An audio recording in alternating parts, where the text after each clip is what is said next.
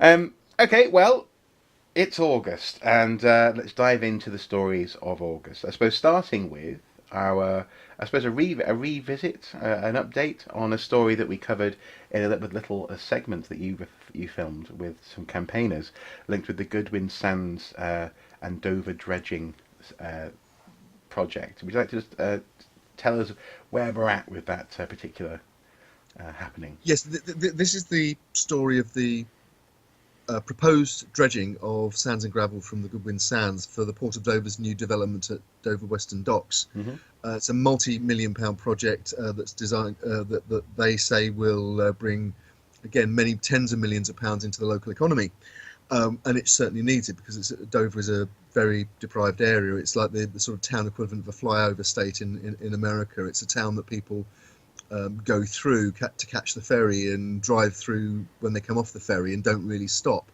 Although it has Dover Castle and which is probably one of the most famous monuments in the country, and it's certainly one of historic England or English heritage as his biggest cash cows. Haven't someone told me in the past that it's possibly second only to Stonehenge.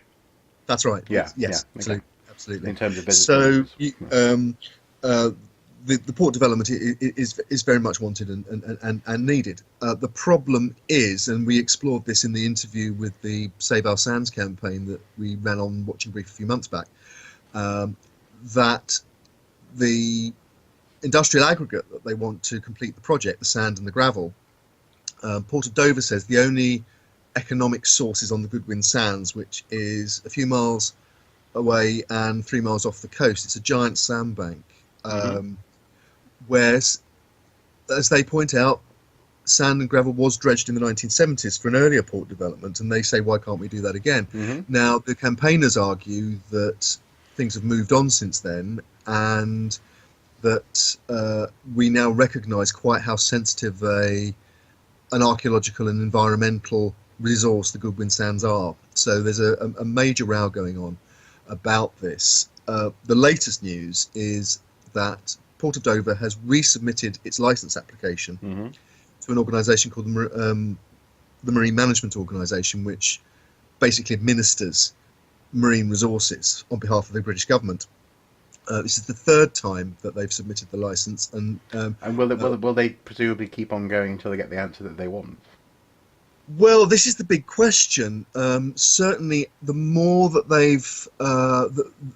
the longer this has gone on, the more questions are being asked, particularly on the environmental and archaeological side. One of the reasons it's now on its third public consultation, which is, in my experience, in this kind of argument, it's almost unprecedented. Especially when it comes to essentially infrastructure. Usually, this stuff is, no pun intended, steamrolled through. You might say that. I couldn't possibly comment as an unbiased journalist, simply commentating on the facts. No, the idea. Yes, I think that there is a strong suspicion. I think certainly on the part of the campaigners and other people that I've spoken to, that Port of Dover expected this to go through on the nod.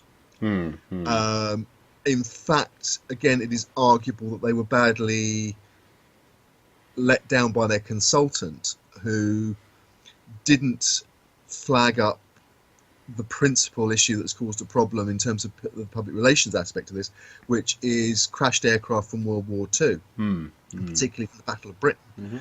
One of the reasons it's now on the third consultation is that they didn't look into the implications of the Protection of Military Remains Act on anything that the dredger might come across in the course of its activity, because the Protection of Military Remains Act forbids you from disturbing a military aircraft of any nationality within UK territorial waters without a licence. Right. Yeah. Oh well, of course, yes. Yeah. So Historic England and the Ministry of Defence Joint Casualty and Compassionate Centre between them basically said you've got to go back and do a further more detailed geophysical survey and take full account of the Protection of Military Remains Act as an issue. Now, this is where I have a question, and this isn't necessarily, this is just a question basically. But there's no agenda behind it. But I'm just curious if presumably the point of a survey would be to identify where there might be remains.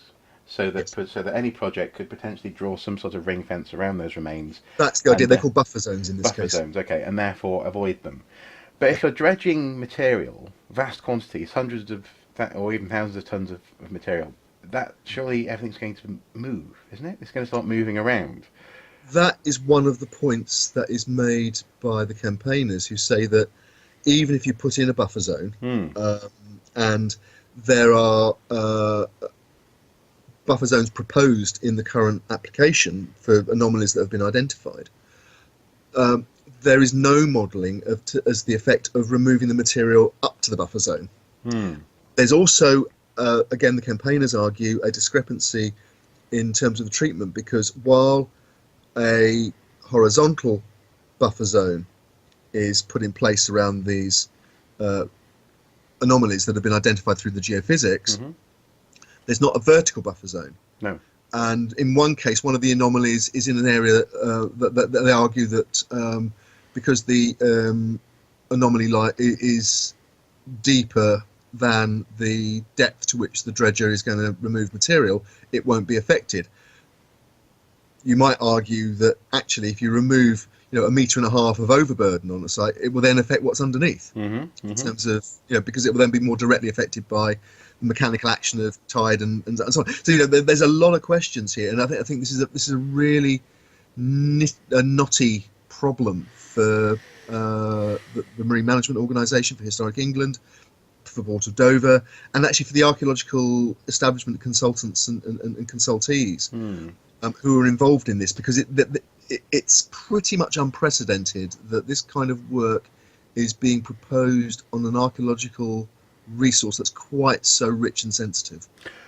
Well, and also it's probably worth mentioning that what's also not so much unprecedented, but certainly an unfortunate tactic that's being employed is going after the authenticity of people's concerns.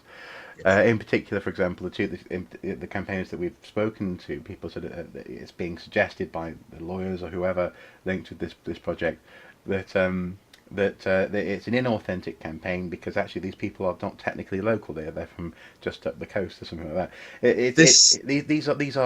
These are desperate tactics, aren't they, being deployed? I think so. To put people in the picture, and I'm sure it's not a coincidence, but just as the new application went out to public consultation, the Port of Dover launched a website and a campaign called Deliver for Dover, which involved setting up a website and placing what politicians would call attack ads in the local press, arguing exactly that, arguing that the Save Our Sands campaign was trying to damage Dover's economy, and they all come from Deal, which is a few miles up the coast. And arguing that are they saying it would be a raw deal for Dover? You might say that, I couldn't possibly comment. But no, the serious point is that certainly people I've spoken to think that the Port of Dover is seriously rattled over this. Yeah. That, as we were saying earlier, that what they thought was going to go through almost on the nod, they're now having to fight every inch of the way and justify what they're doing, and as you say, the tactics are getting increasingly strong. Now, I've been looking at this for the pipeline for some time now, and there are questions. For example, Dover have come out and said that, for example, that if the Save Our Sands campaign is successful and they're not allowed to dredge from the Goodwins, the whole project will fold, and that will cost That will cost the local economy £500 million.